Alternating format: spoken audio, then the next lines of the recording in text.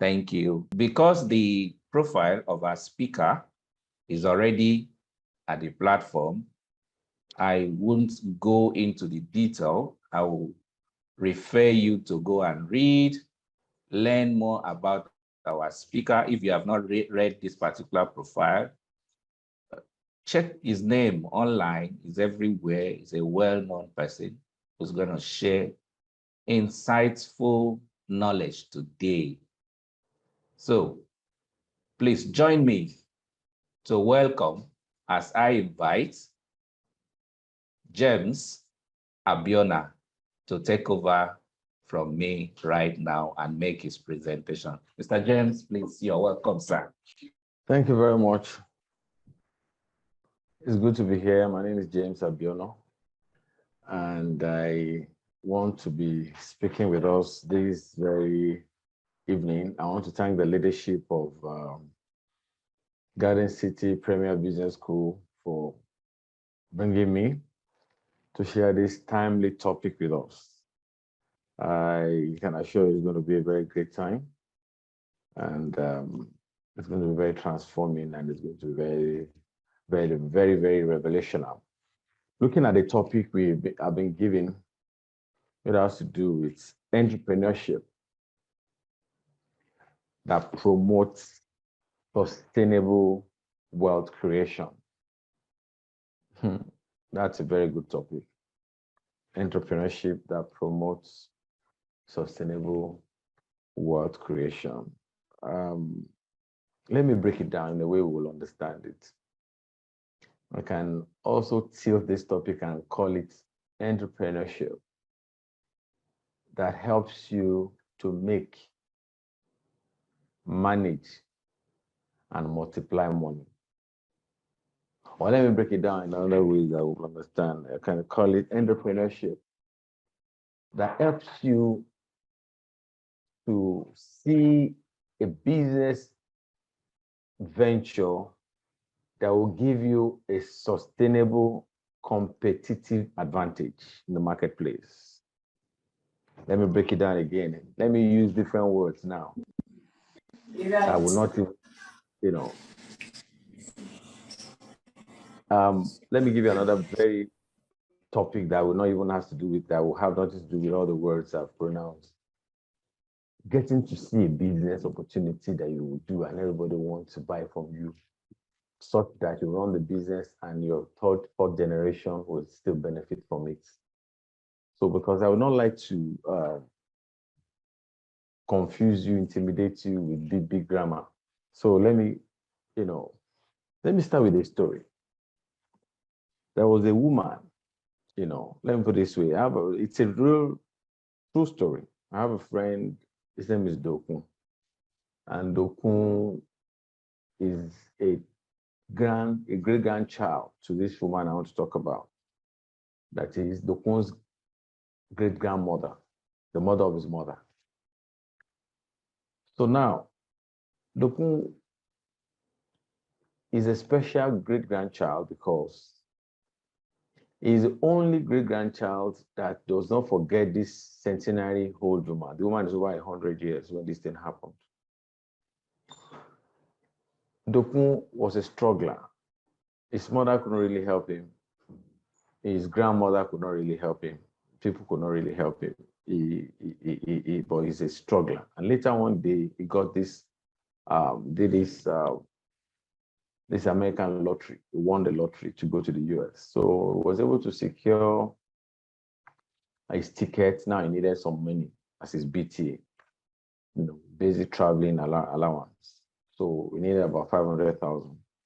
So, but there's something about him. Every month he will go to his village somewhere in Ife, and he will go to the grandmother to clean the house for her, the great grandmother, to clean the house for her, to clean her up and just make the house, that she is the only great grandchild that does that.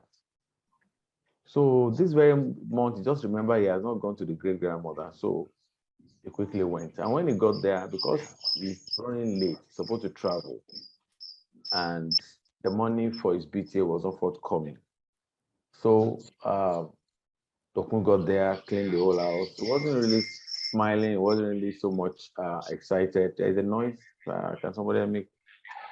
Can somebody help me silence this noise? Somebody's microphone is not muted.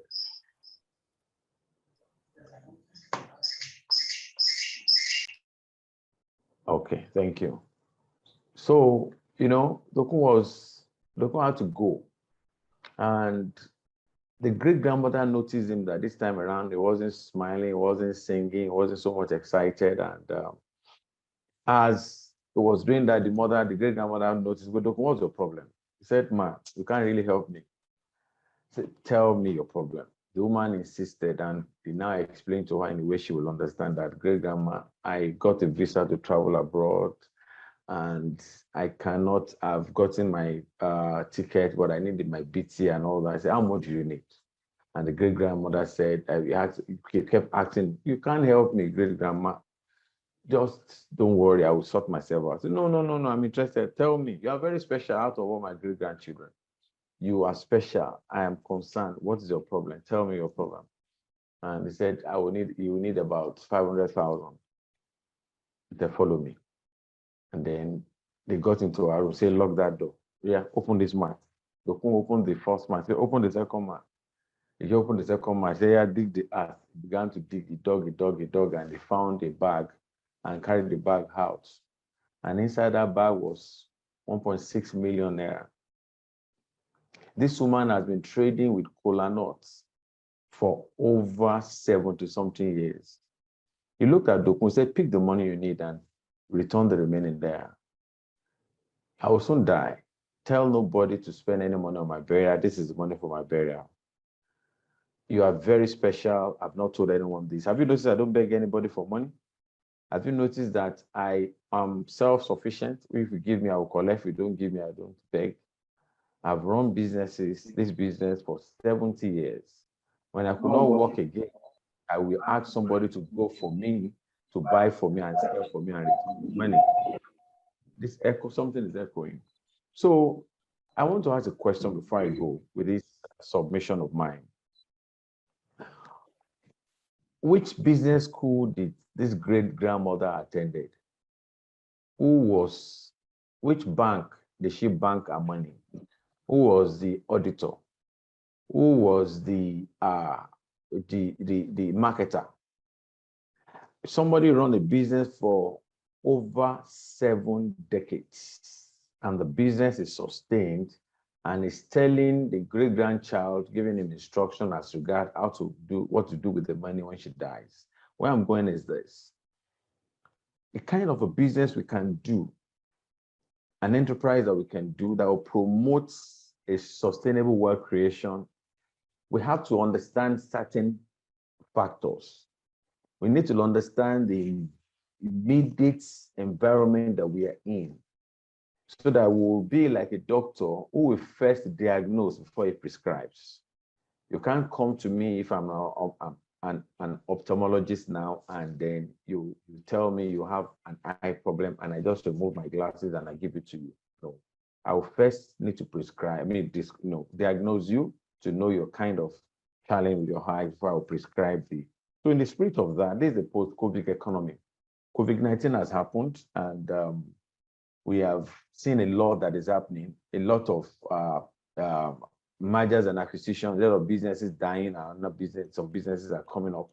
So let me run through some now. Look at Netflix, ITV, Instagram, YouTube. Have you noticed that they're already taking the job of television away? If you look at Jumia, Konga, AliExpress, Amazon, they're already making ShopRite, Spar, and all these Walmart, they're already making them obsolete. If you check the way the BB was swallowed up by WhatsApp, if you check carefully and see the way the digital world is eating up the analog world, in the same way, we need to understand that several businesses have been threatened. And the first thing we need to look at, if we need to get a business, discover a business that will promote sustainable wealth creation, is to first look at the opportunities that we have now. There are several businesses, which I will talk to us later, which can actually generate a sustainable wealth creation. But let me lay a foundation with 5 pillars. There are 5 strong pillars your business must stand upon if you want to generate a sustainable, if you want to have a sustainable wealth creation in this post-COVID economy. The first pillar is the pillar of time mastery. Time mastery. For those of us who are writing down, we need to write down this, that my respect for time is a prediction of my financial future. Yes, I repeat, my respect, your respect, our respect for time is a prediction of our financial future. I've never seen any rich man that doesn't respect time. Neither have I met any poor man that respects time. In fact, I've come to find out that rich men, they will save their time, they will spend their money to save their time. Whereas the poor man will spend his lifetime, his time to save his money. So in the spirit of this, what we need to know is that we are at a point in our life that we must ensure that we are master of time. 3:30 is 3:30. We waited for about 15 minutes today before people could join. And I've followed that trend, especially in Niger Delta or Nigerian factor generally, that we do not value time. Dangote became the richest man in Africa because he took the time of about 70,000 people and added it to his own. If you look at someone like Bishop David Oyedepo, he has about 50,000 people on his payroll. When you don't, time remains the only measure of why we call the lifetime. Why do you still put time in front of life? It's because when you measure your success by your timing, you will understand how valuable even a second is. Like I always say, if you want to know the value of 1 year, you can ask someone who had an extra year in school. To know the value of just 1 month, maybe you can ask a woman that had a miscarriage. To know the value of just 1 week, can't you ask somebody who has been jailed for 1 week, especially in Nigerian prison? If we want to know the value of just 1 day, maybe we can ask 2 lovers, a Romeo and Juliet, waiting to see each other. To know the value of just 1 hour, maybe let's ask somebody who misses flights. Or we want to know the value of just 1 minute, we can seize your breath for 60 seconds, that makes 1 minute. Or we want to know the value of just a second, maybe we can ask someone who escaped an accident. If we look at this timing, the way the value we place on time, it will really help us to understand where we are. We can use the way our attitude to time to measure how rich we are or how poor we are. Time remains one thing in Nigeria we need to take cognizance of, because if you check the world, Great Britain as being a colonial master, they are not as populous as us. And yet, Great Britain, they have what they have. Their national ideology is time management. They use time to capture entire 1 billion plus India, over 200 million Nigeria. Why? Because when you can crack, for you to, you have 60 minutes make 1 hour, 60 minutes make 1 hour, 24 hours make 1 day, 7 days make a week, 27, 20, 28, 29, 30 or 31 days makes 1 month. And then we have 10 years of a decade, 100 years of a century, and 1,000 years of millennium. You know why? Success itself is mathematical in nature. Only the few that will calculate their life to success succeed. So in the spirit of this, time remains a major factor. Rich men will spend their money to save their time. Poor men will spend their time to save their money. This poor man will spend his 35 years in hard service just to collect a plaque of long service award and also to collect a gratuity. But someone, I can't forget my encounter when I coached. My mother worked for the government for 27 years and was paid a particular amount of money. I spoke for Julius Berger for just 2 hours on a day program. and they pay me the same amount. I spoke for 2 hours. I earned the same amount my mother worked for 27 years. So the event like that makes me to understand what do we. I spent 8 years writing one book. And when I was done, the book is 730 something pages. The book is sold for 100,000 naira because I deposited value of 1 of 8 solid years of research, 8 solid years of learning, of finding out facts and figures. And I wrote the 101 Laws of Entrepreneurship. You know, there is one in the library of the Premier Garden City Premier Business School. Time is a major, if you see anything of value, time has been deposited in it. If you see something that carries value, time has been deposited in it. That brings me to the next pillar, pillar 2, to have a sustainable wealth creation. The second pillar is a pillar of self-mastery. The first one is time mastery. The second one is self-mastery. How can you have self-mastery? What do I mean by self-mastery? Self-mastery simply means that you must know who you are. You must understand what your company stands for. As an individual, as a company, as a nation, you must know who you are. You must know what your company stands for. You must know what your country stands for. John the Baptist, Matthew the tax collector, Usain Bolt, speed, Serena Williams, tennis, Tiger Woods, golf, Steve Jobs, Apple, Michael Dell, computer. Let me come to organization now. Ferrari, speed, Toyota, fuel economy, BMW, ruggedness, Rolls-Royce, royalty, Mercedes-Benz, prestige. So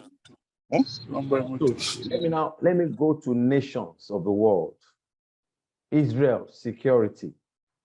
United States of America, liberty. On the 4th day of July, in 1776, those 56 men that gathered in Philadelphia that wrote that beautiful document that says, we hold this truth, all men are created equal.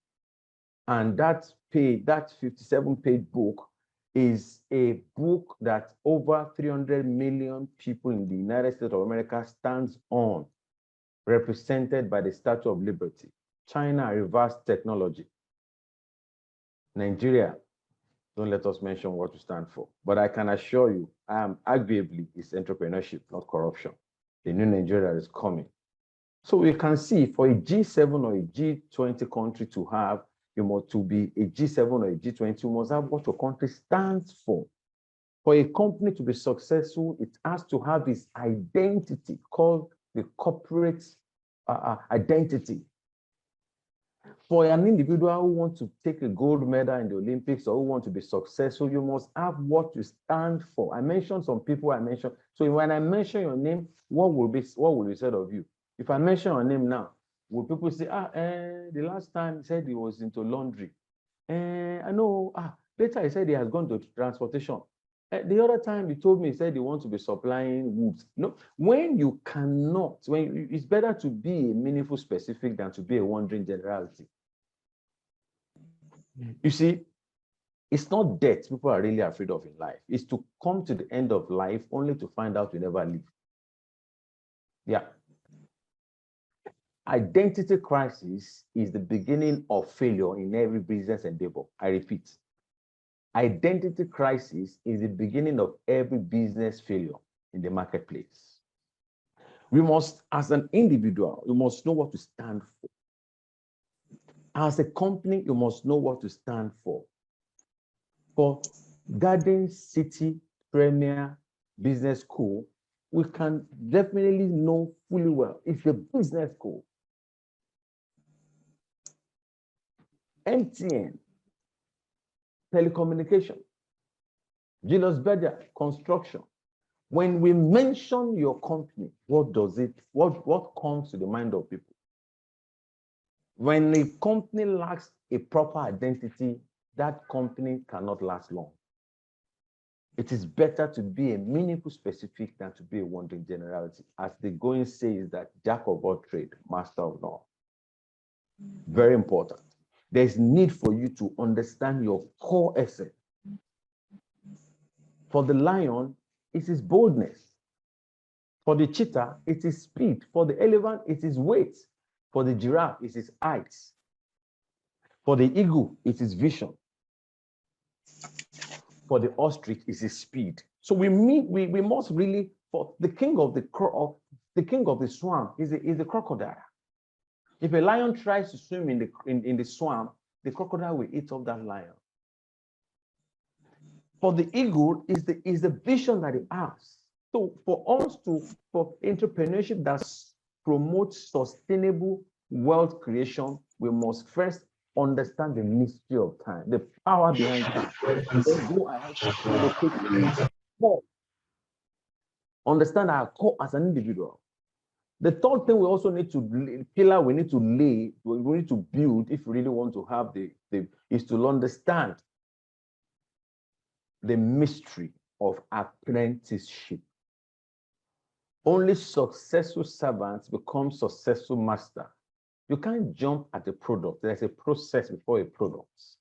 And the way I've even found out, even the universe is more interested in the preparation of the man than the manifestation of the man.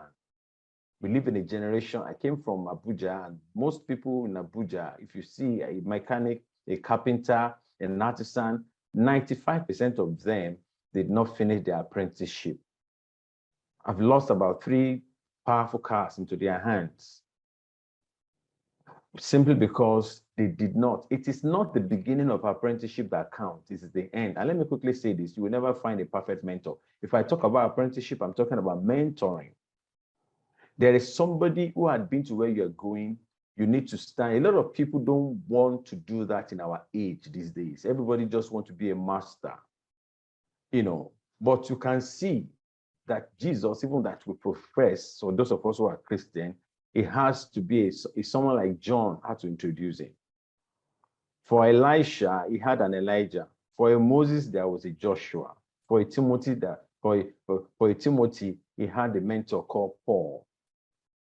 If you check all these giants in businesses, they have their mentors when you stand upon the shoulders of a giant. You see, you can't drive a brand new car that doesn't have a brake. Your mentors is your brake system. Let me quickly say this. People, your friends and your loved ones see you the way you are. Your mentors see you the way you should be. So mentoring is one aspect that is lacking in the business world. We need to really go back and look at it. There's somebody who has been to where you're going. I'm not talking about a tormentor. I'm talking about a mentor. A tormentor is a person who you are serving who is intimidated by your success.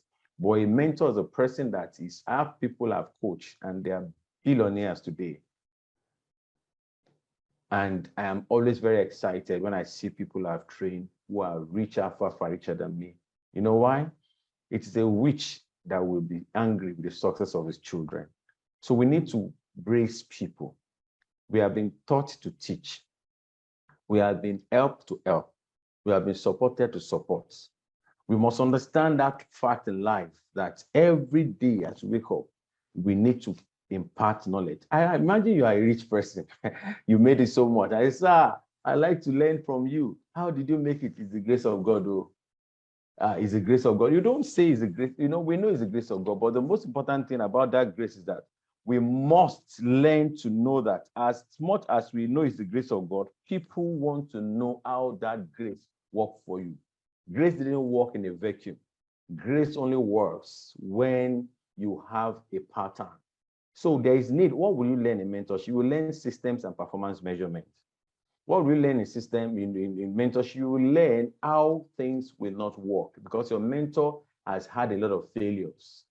So the failure of your mentor has become your own strength simply because you're not going to make the same mistake that you make. And like I said, you'll never find a perfect mentor. You'll only find a mentor in which you know his strength, and that strength is what you're going after. So you have to keep your eyes blind to a lot of of his weaknesses. No perfect mentor exists. Let me quickly go to the second one because I really want to touch on the very core of the topic, the entrepreneurship that will give you, that will promote sustainable wealth creation. And I can't wait to get into that. But let me lay these 5 pillars, on ground. So the third pillar is mentoring. The fourth pillar, which is also very important, is for you to understand the 3 phases of life. The 4 phases of life, rather. There are 4 phases of life. There is a phase of your infants. The infant time is a time it goes like this, a straight line. Then when you are going on the infant's line, no matter how big your business, no matter how small your business, whether your business is a baby rat or a baby elephant or a baby tiger or a baby giraffe, there is a time your business is plateau, the infant time.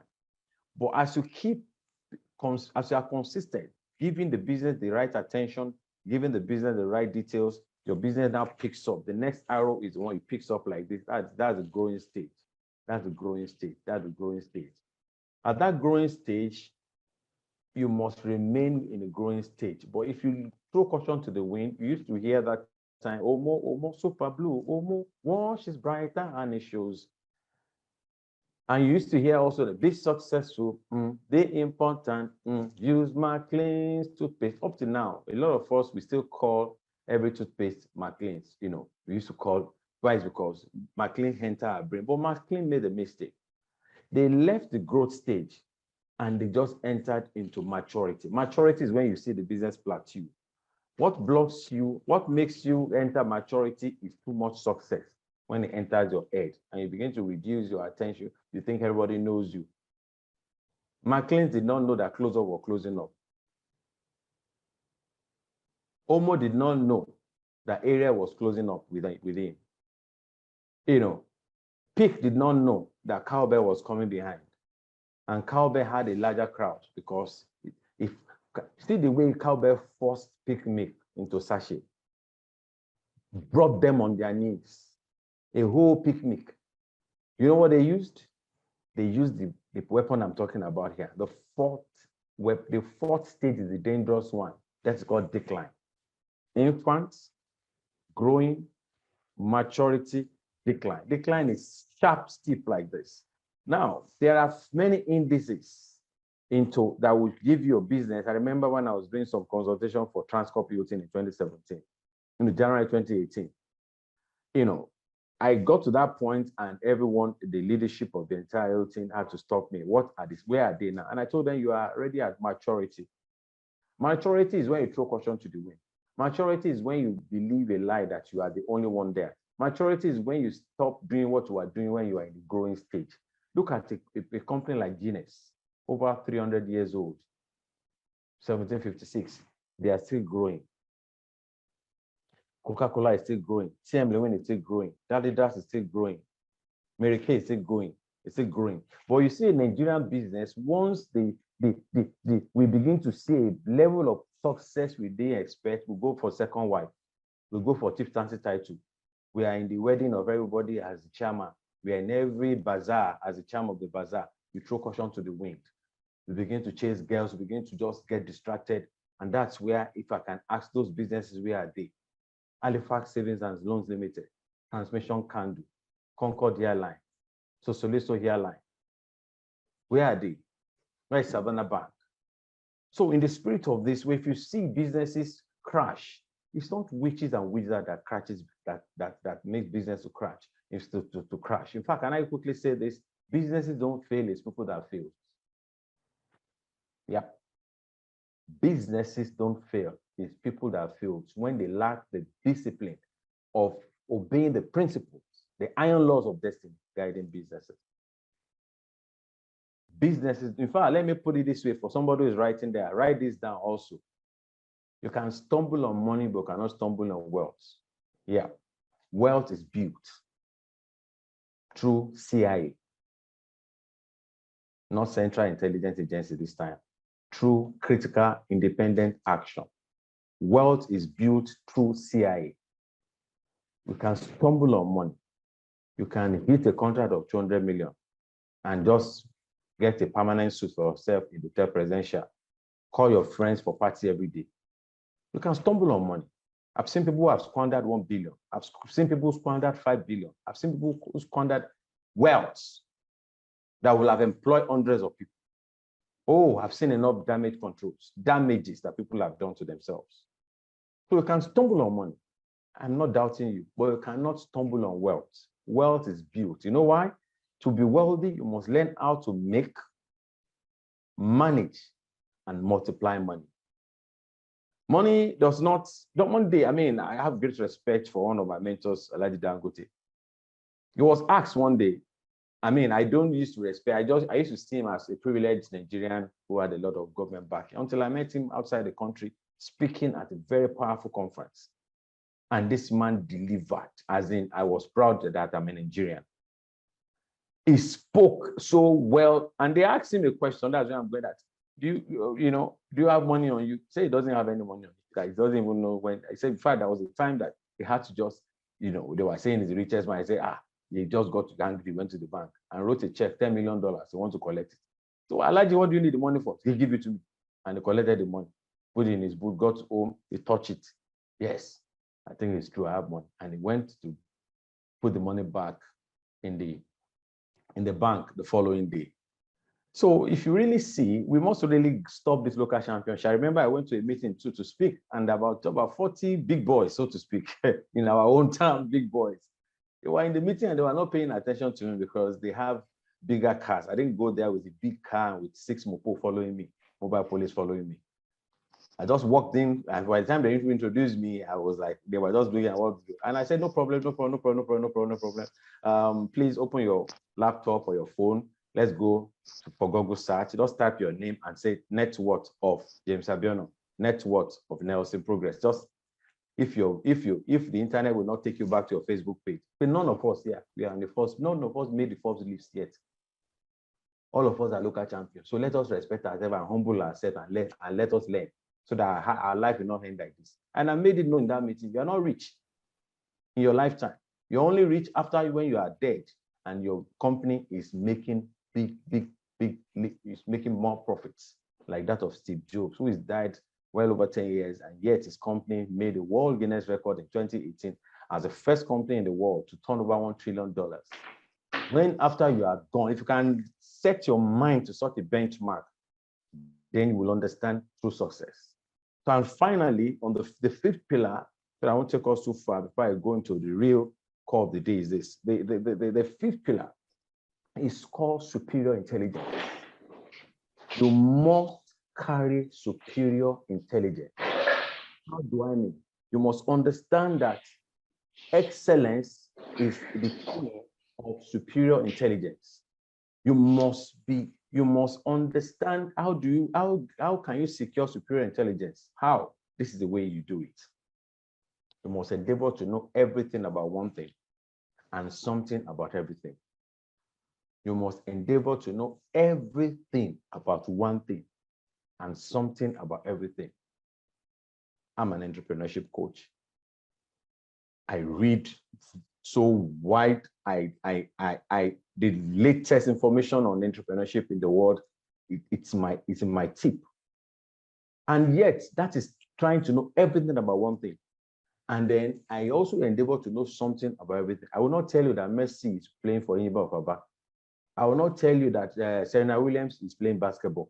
I know Serena Williams plays tennis and she's retiring now. I know that recently, last Saturday, Anthony Joshua lost to Usyk the second time. Basic information, you need to know something about everything, but please, above all, know everything possible about one thing, and that gives you superior intelligence. You know why? When you are marketing your products and you are not a mentor, you don't sit as a coach, as a consultant, respectable consultant to your clients, you have lost that product.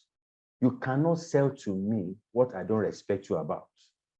I don't buy what you are selling. I want to buy you.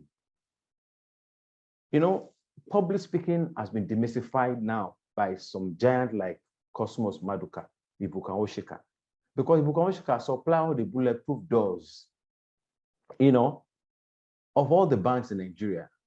So when she's talking about business, I want to listen to her. Everybody who drives the car in Nigeria is a customer of Cosmos Maduka, of course, Charis. If you don't buy his brake oil, You buy his engine oil. If you don't buy his engine oil, you buy his hydraulic oil. You buy one oil. And if you are rich, he's also supplier of Rolls Royce, Ferrari, Bugatti, Aston Martin. I mean, these are, I'm not speaking it down, these are cars. You know, Lamborghini is the sole supplier of these powerful cars, Rolls Royce and the likes like that. So when he's talking about business, I want to listen to him. If you see, so I hardly talk outside anymore because me too now, I've gone back to my closet, setting up an institution that I can stand on because people want to see.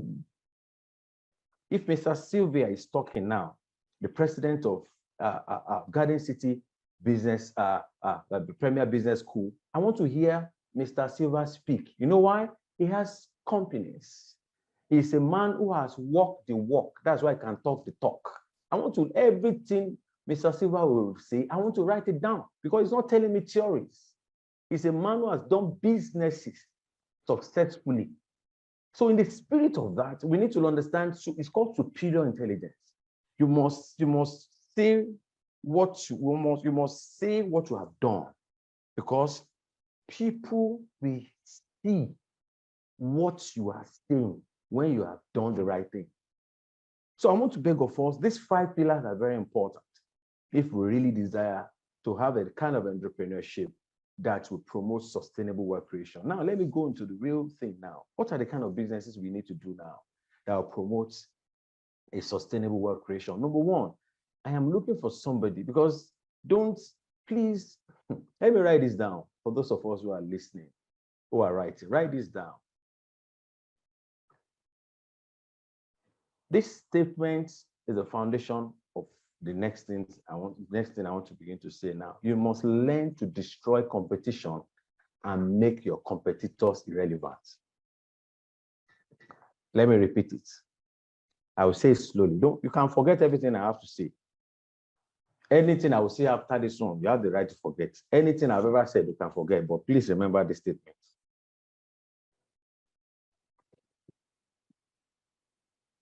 You must do something that will make you destroy competition and make your competitors irrelevant.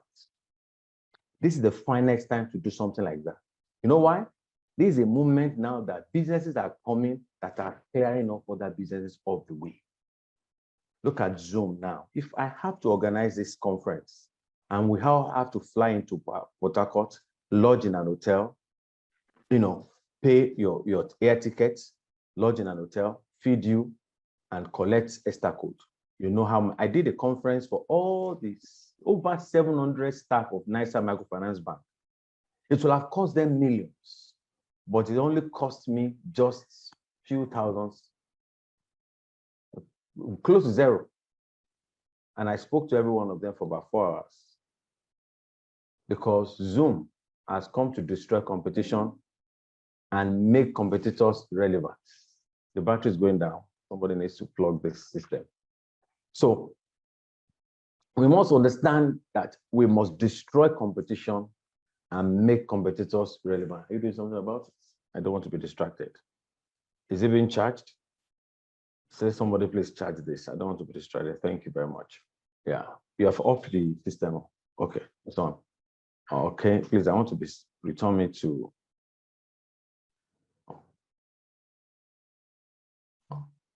All right. Don't sell a product you cannot buy. When you see somebody give excuses why he's not selling, the person is a failure on arrival. You know why? I can show you that not everybody is looking for a job. There are some of us, job is looking for us. I can show you that it is not, when you see somebody complaining and telling the reason why he has failed, the one person who succeeds has proved the first 1 million people that are complaining about failure, on their failure. One person that succeeds in this present day Nigeria has proved the remaining millions that are not successful wrong. Why? Is because the same challenges are facing every one of us. Yes, some of us, we are still breaking the limits. We are still sending money in Naira, converted to dollar to people abroad. Some of us, with all that people are complaining, we are even taking advantage of a time like this, because when men are saying there's a casting down, there shall be a lifting. How do you get to that point? You must understand that you must learn how to destroy competition and make your competitors irrelevant. In the public speaking, in consulting for organizations, in helping people to retire, in helping people to source for funds, in helping people to expand their businesses, in helping people to start their businesses, I don't have a competitor. The one, the two, the three that knows us comes to us and asks us for help, simply because we took our time to remove ourselves from competition. We have destroyed competition and we have made ourselves irrelevant. We made competitors irrelevant. How do we achieve this? That's the foundation. Those are I want to now, let me go into practical things now. Imagine somebody, I'm looking for somebody that will take out the eateries. The eateries. I won't mention names. You know all the eateries. Fast food joints. They are killing our people and they are sending our people to early grave. I am looking for somebody that will come and start Health Kitchen. Health Kitchen is a place whereby you come, in as much you have eaten yourself, you have used your mouth to eat yourself into sickness, we want to now feed you back from sickness to health. Health Kitchen is a first of its kind. You can type it, you will see it. They will tell you on the internet it doesn't exist here. And I have a good news for you. Eyes have not seen, ears have not heard, neither has it come to the heart of man what God has prepared for those who love him. Health Kitchen is not where you come and ask. It's for high profile people. You can even start it for the rich who are sick. They are the one who have the money you are even looking for. You serve, it's a buffet restaurant. A buffet restaurant where people, you serve your breakfast from 7 to 10. You serve your lunch from 12 to 3. You serve your dinner from 6 to 9. You can't drive into Health Kitchen and buy food. You end the face of Health Kitchen is the reception whereby we collect your profile. And then you don't even need much advert. Doctors, Nigerian Medical Association are the one that will advertise you for you. Referring, just the way they prescribe drugs, you simply go to the Health Kitchen. You liaise with all doctors and everybody in the health sector, and they come to your Health Kitchen. Your Health Kitchen is a place where when people come, you can even make your membership like that of a club. Make it membership, not just ordinary people coming to buy, customers. Membership. The gold card, the silver card, the platinum card. And you have different, platforms in the same building. And you will do it in such a way that 90% of your food is supplied to people. The remaining 10% are the one that come. For you to be qualified to come to Health Kitchen to eat, there's the way you hype it. There's the way you hype it. And before you know what's happening, if you do it successfully, you will be shocked how many franchises you will sell. It's the first of its kind. Let me tell you, everybody who drinks a carbonated drink, a canned food or a canned drink, will give you immediate satisfaction and a long-term sickness. Man's food is supposed to be his medicine, and his medicine is supposed to be his food. But technology has made us to be digging our grave with our teeth. If I put the words in your mouth as the owner of Health Kitchen, you mentor doctors, you mentor nurses, you mentor pharmacists. Apart from the fact that you are making money from your kitchen, you'll be making money in public speaking about Health Kitchen. You don't need to be a doctor. Will I go into schools? Government failed us about 20 years ago with a northern agenda and destroyed all the unity schools, and now they're almost finishing destroying all our universities now. It's a northern agenda from the Islamic bloc to destroy education. Forget about the ASU strike. We know where all this one is coming from. Meaning the Minister for Education knows why it's there. It's his top priority. Education must be destroyed with a strong Islamic undertone and let Sharia take over. That's an agenda. So when some people picked this about 20 years ago, they began to start school, Ale College, Aladumo, and all that. People began to have secondary school, private secondary schools. But I want to let you know they miss it so wide, because if I have to give you these statistics, 2012, Dangote was tired of Agberos, school dropouts. driving his trucks. He brought 2,000 trucks, and he told his Dangote group, the HR, please employ for me graduates for these 2,000 trucks. I don't want any school dropout to drive it. No problem. They put up an advert. Listen to the statistics. 6.2 million first degree holders applied to drive a truck from Calabar to Maiduguri, from Rivers State to Kano. As if it didn't end there, 2.2 million master's degree holders applied to drive trucks. And the one that grieved Alhaji Dangote is that over 250,000 PhD applied. If that one didn't get you hungry, let me come closer. 2019, NNPC wanted 500 jobs, and they asked people to apply. And our children, 30 million applications for 500 slots. Because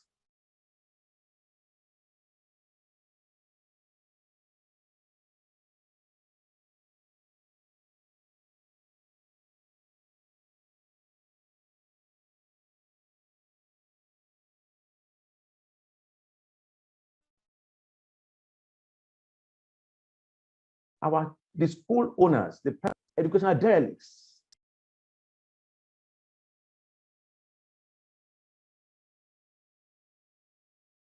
they began to raise children that is a professor who had never done business before, teaching them the theories of entrepreneurship. I coached the core members for 9 years.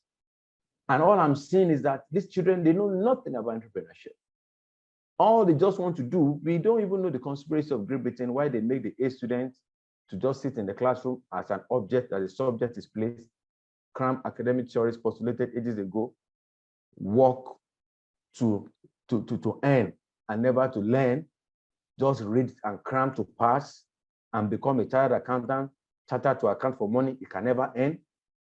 Somebody's son will spend 8 years in the medical school and he becomes a doctor only to spend 35 years and become chief medical director and collect a plaque, long service award, and a plasma TV after 35 years of service. So let's just maintain the way it is. This is the way my father was. My father was a serious academician. He served in this place for 30 years. Me too. You see, when you see people learn so much, know so much, and they are not bold, they don't have the lion's heart. And you must have the lion's heart to take the lion's share in the marketplace. The Great Britain gave us a syllabus that will make a nation of 200 million intelligent people to be ruled by a person who is looking for his social certificate. And whereas it will be a professor that will be his vice president. From Nnamdi Azikiwe, from far back at Alex Ekweme. We are not sure if Shagari has school certificate too then. And it was being, the vice president was a renowned architect, Alex Ekweme. When are we going to wake up from this slumber? We brag ourselves. I have my son is a doctor, my daughter is a lawyer, and this guy who's a lawyer is collecting 70,000 naira per month. And the doctor is looking for how he will travel abroad to go and get a job. And he will even travel abroad. He gets abroad, they won't call him a doctor. He has to do adaptation for like 2 years before he can be called a doctor, because the syllabus of medicine in the university is about 25 years behind. So I'm looking for somebody that will come to education and start guiding City Academy, an entrepreneurship-oriented secondary school that children from the GS1 are taught how money works, are taught corporate planning, are taught marketing, are taught corporate governance. And they will stop school by 12 and go into their business, those into fintech, those into information technology, so those into communication technology, those who want to do businesses. And the school itself has these businesses, not just like a extracurricular activities, real bakery. You are baking for the community. When the child leaves the school, he goes and then he wears his uniform. He has invested in the bakery also, so that by the time he gets to the SS class, the parents doesn't need to pay for his school fees again. The boy is already a baker, a bypass to university possible. And if he's going to even go to university, it will be a university whereby Apple will say, please come, we like this app you have discovered. This is your app, come to America. We have a university we prescribe for you. We are going to be the one to sponsor you. And the boy gets a scholarship by SS3. I'm looking for somebody that will come and invest into education like that and save the whole generation. Ladies and gentlemen, this is a free program. So I won't tell you more than this too. He didn't pay me. I have over 80 of such, of business of the first of its kind.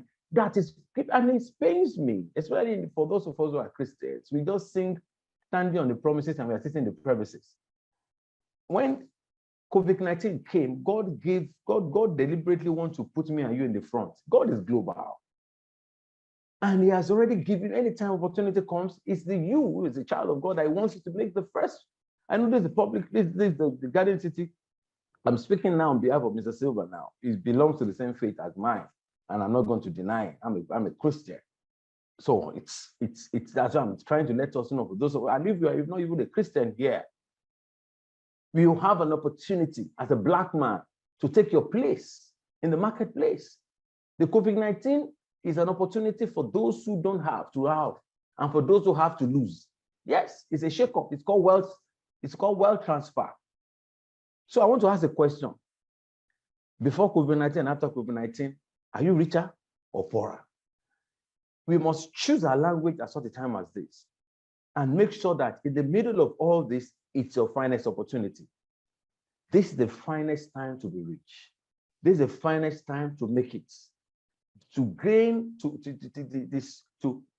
entrepreneurship that promotes sustainable wealth creation, that gives a sustainable wealth, sustainable advantage. You know, so in the marketplace, you have to understand there are several businesses waiting for a new face of it. You know, there are huge opportunities for us now, because some businesses now have become an endangered species. And you need to come up and just eat those businesses for lunch. If somebody comes into a health kitchen now, you know, you don't go for poor people.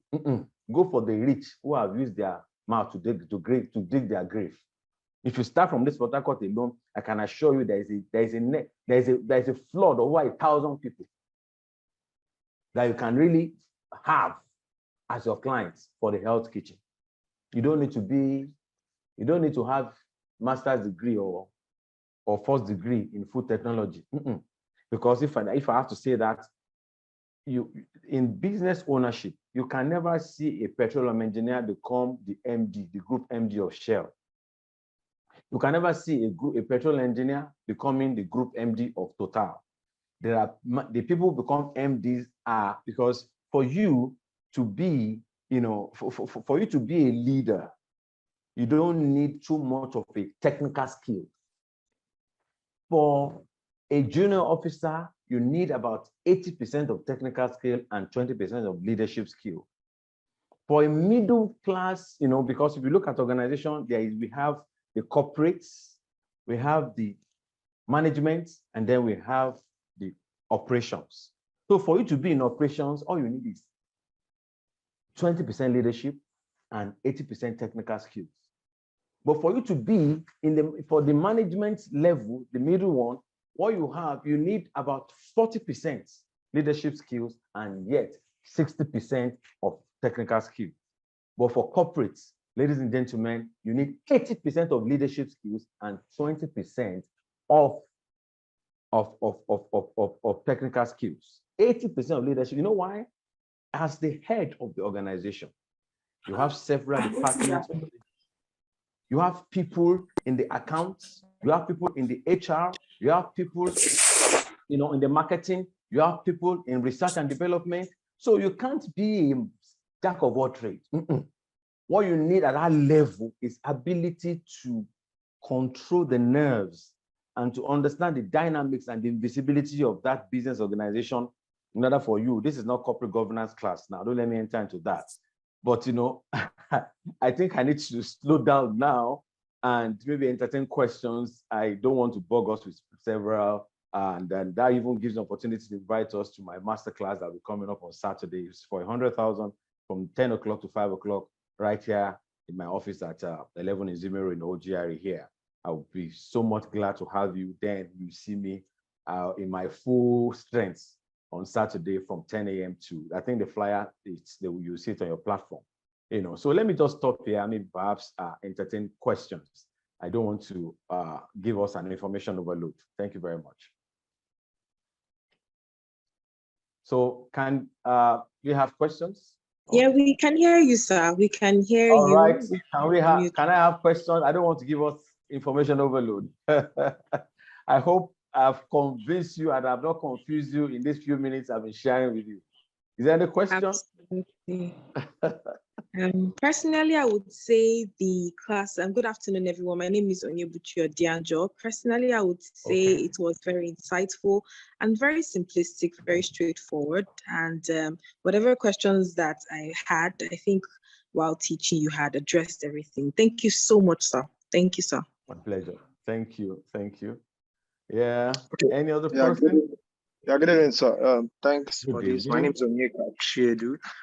Okay.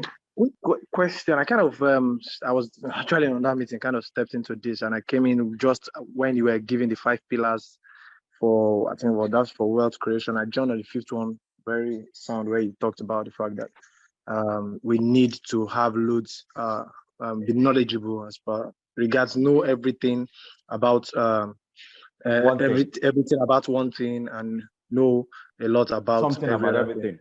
Everything, yeah. Yes. I didn't get the first 4, so I don't know if you can just quickly run that back, sir. I'll be grateful. Thank you very much. You want to no, just by mentioning. You don't want to pay for your late coming. You don't want to pay for coming late to the class.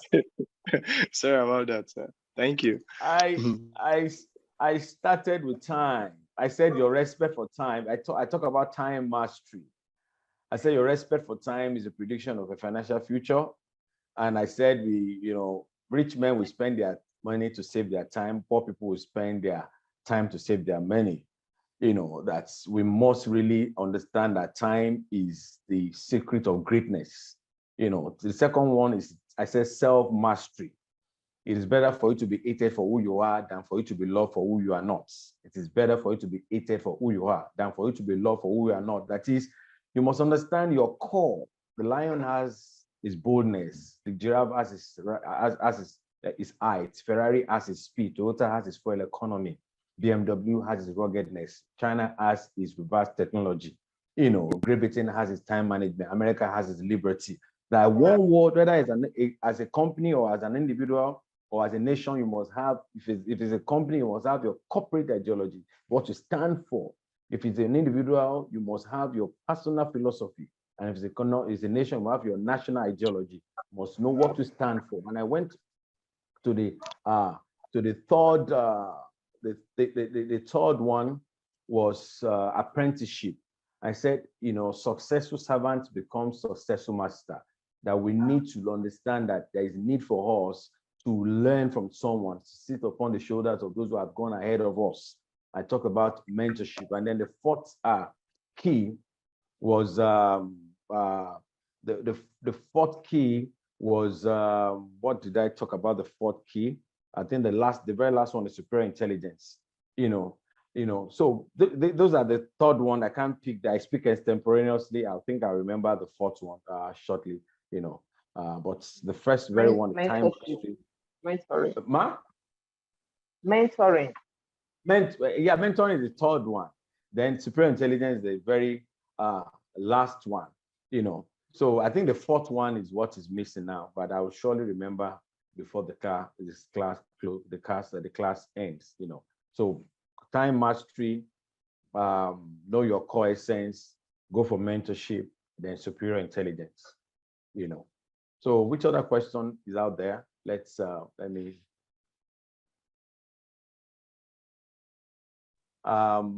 Thank you so much. I want to thank the leadership of Garden City Premier Business School for bringing me to speak. And I want to encourage everyone who had been in the class to please think about the future. Don't struggle. Don't swim in the red ocean. Don't struggle. We are not supposed to struggle.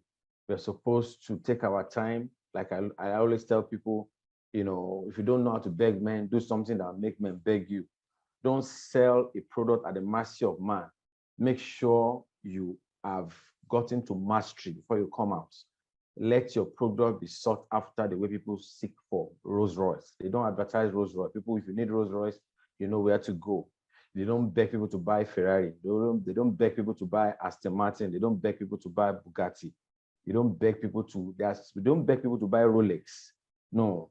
So in the spirit of that, honor yourself by making sure that you finish your homework. And by the time you come out, let your product come out like a crack of thunder out of the blue sky. Don't cringe. Don't compromise your values. Don't call a cow an uncle because you want to eat a beef. Ensure that you are on top of your game. Make sure that person they are going to look for abroad, let them find that person in you. There are individuals that when we contacted them, they had to come for us simply because they noticed that going abroad to look for them, there's someone here. Make that person, become the person you want to meet. Become the person you want to meet. Become the change you are looking for. Be the very person that when you appear in anybody's office, they will thank God you came for 5 minutes or for 5 hours. Don't go to where you are tolerated, go to where you are celebrated, but become a celebrated person before you leave your house in the first place. Don't tell me that product is not selling. You are the one who didn't finish your homework. You must appear before the person who wants to buy as a mentor. If you can't mentor the person who wants to buy from you, don't sell the product. Because people don't buy product, people buy person. They buy the persona. They buy the person selling. So make sure you are the person that when you appear, people are thanking you for coming to spend 5 minutes in their office. Become that person before you sell anything. Don't go around the street asking people to come and buy. It's frustrating. I see, sometimes I was at a particular place and I saw these children going up and down asking people to and I just said to myself, they didn't know this. We need to be the change that we want to see. Thank you so much. I thank you once again. I'm Mr. Silva and the leadership of Garden City Premier Business School. Thanks for bringing me. And once again, I want to extend the invitation for my masterclass this coming Saturday at here, right here in Port Harcourt at 11:00. God bless you. Thank you. And thank you once again. God bless you, sister. Thank you very much. Thank you. Thank you, sir. Thank you, sir. Thank you. Thank you. Garden City Premier Business School,